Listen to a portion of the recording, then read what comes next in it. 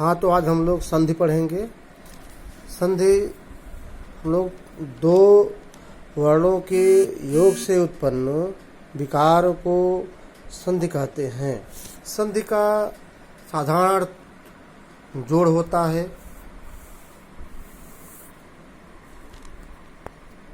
क्योंकि व्याकरण में जो भी योग होता है वह केवल वर्णों में ही होता है। और इसका सूत्र है परः सन्निकर्ष संहिता, अर्थात जब वर्णों की आपस में समीपता होती है या निकटता होती है उसे संधि कहते हैं। जैसे विद्या धन अर्थी, विद्या में अंतिम अक्षर क्या है?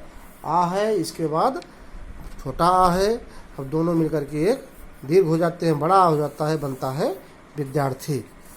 और इसी क्रम में वर्णों के आधार पर संधियाँ हमारी तीन प्रकार की होती हैं, क्योंकि हमारे जो वर्ण हैं वह तीन प्रकार के होते हैं। एक स्वर होता है आ से लेकर के अह तक, और व्यंजन है क से लेकर के ज्ञा तक, तथा विसर्ग होता है जिसको हम लोग आह बोलते हैं, उसको हा पढ़ा जाता है। उसी आधार पर जब स्वर वर्णों का स्वर वर्णों के साथ मेल होता है तो वहाँ स्वर संधि होती है। इसके बाद जब स्वर वर्णों का व्यंजन वर्णों के साथ या स्वरों के साथ मेल होता है तो उसको व्यंजन संधि कहते हैं।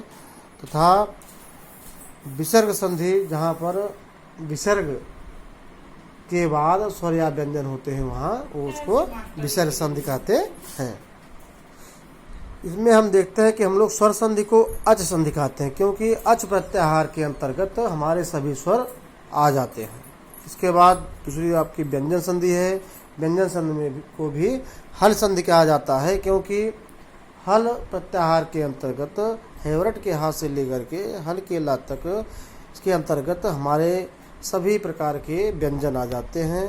और विसर्ग संधि में हा कहा जाता है, विसर्ग को, हा को, इसको हम आ पढ़ते हैं।